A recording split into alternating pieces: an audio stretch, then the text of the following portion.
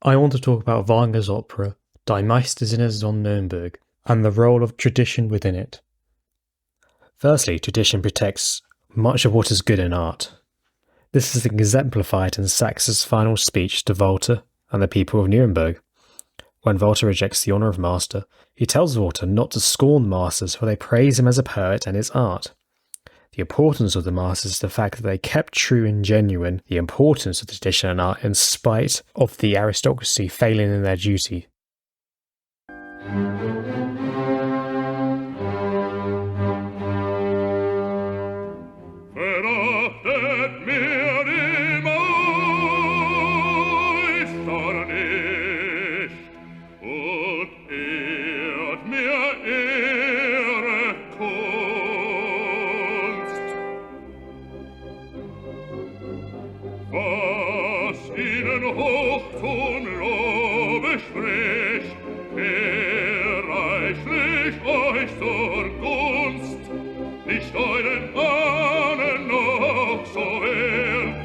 Nicht eurem Wappen, Speer noch Schwert, dass ihr ein Dichter seid, ein Meister euch gefreut.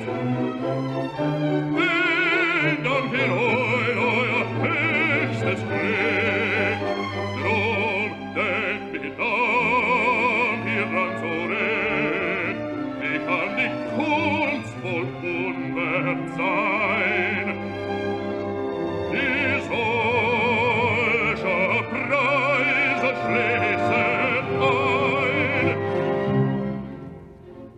Dass unser Meister sehr gepflegt, gerade recht nach ihrer Art, nach ihrem Sinne treu gehegt, das hat sie echt bewahrt, lebt sie nicht adelig, wie zur Zeit, wo Höf und Fürsten sie geweiht.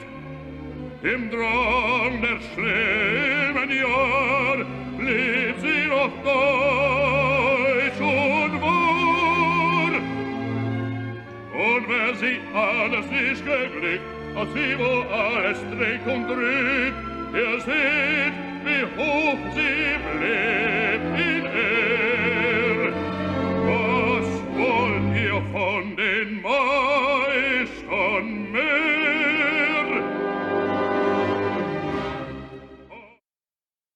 Secondly, tradition and its customs is the heart of the nation. This we come to the second part of Saxe's speech, where he gives a warning, where foreign rule takes over and fragment what is native, and soon no prince could be able to understand his people, and no one would know any more what was German and genuine, if it did not live on in the tradition of the German masters. Wagner here isn't talking so much about foreign peoples, but particularly the German princes, for the German people rose in revolt in a great war of liberation and threw off the foreign yoke, only to find that the German princes had not changed one jot.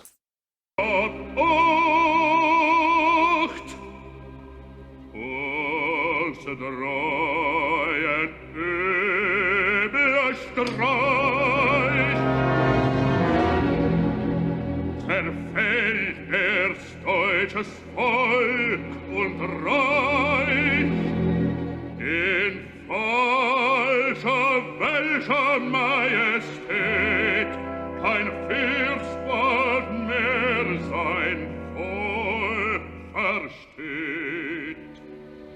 Und welchen Dunst, mit welchem Tand sie pflanzen uns in deutsches Land.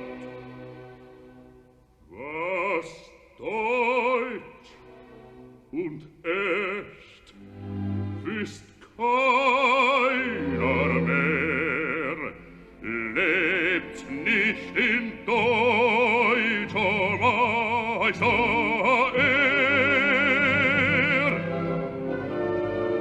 Drum sag ich euch, ehrt eure deutschen Meister, dann mag der gute Geister und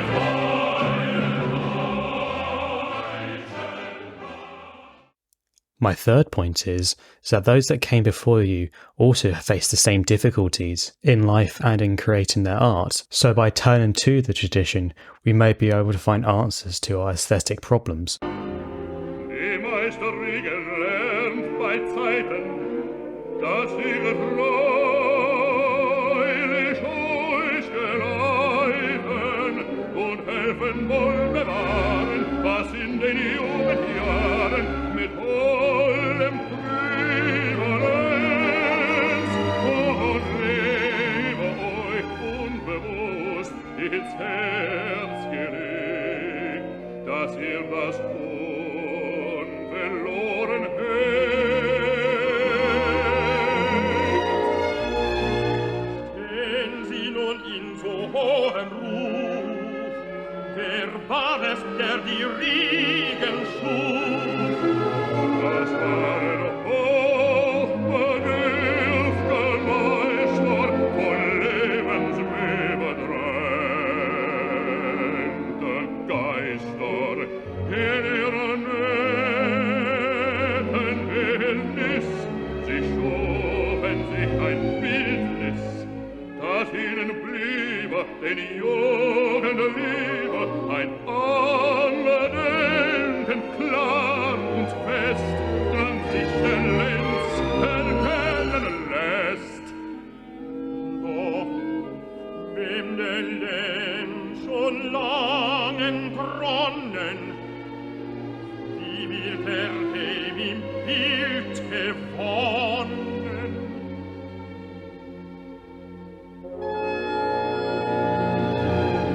Ihr fischt es an, so gut ihr kann. Drum möcht ich's als bedürftiger Mann, will ich die Regel euch lehren, sollt ihr sie mir nur erklären.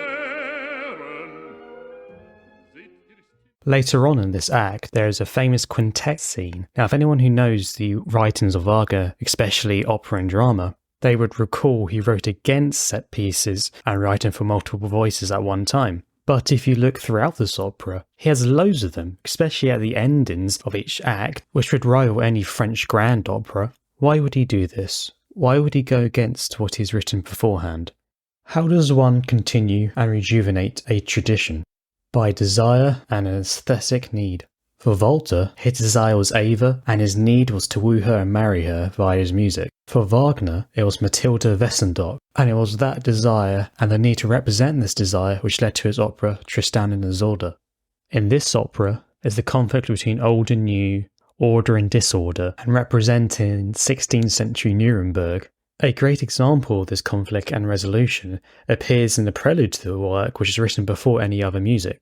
At the end of the prelude and at the end of the opera, we hear the themes of the opera as a whole in a conservative form, the theme for the Masters, which is based on a real Meistersinger tune, and the prize song, all combined in triple counterpoint, which symbolises the combination between the craft of the past and the artistry of the future.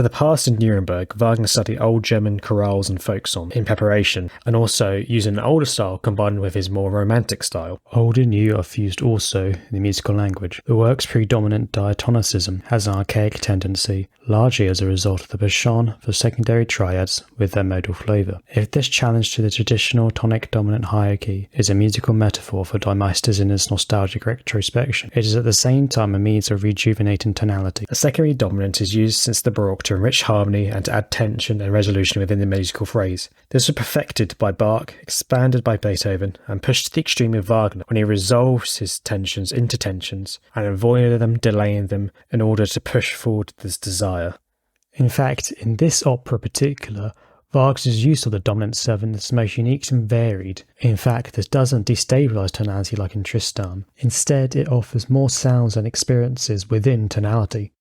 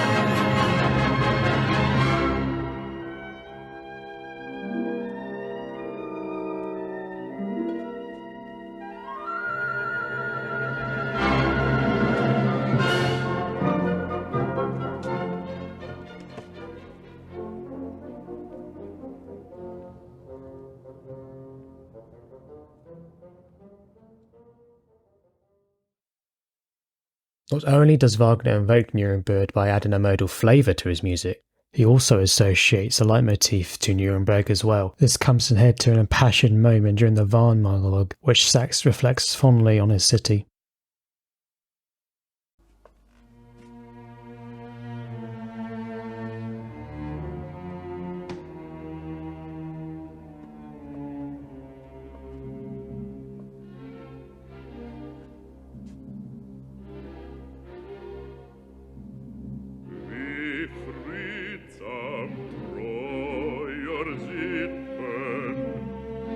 Getrost in Tat und Werk, legt nicht in Deutschlands Meeren. Mein liebes Nuremberg.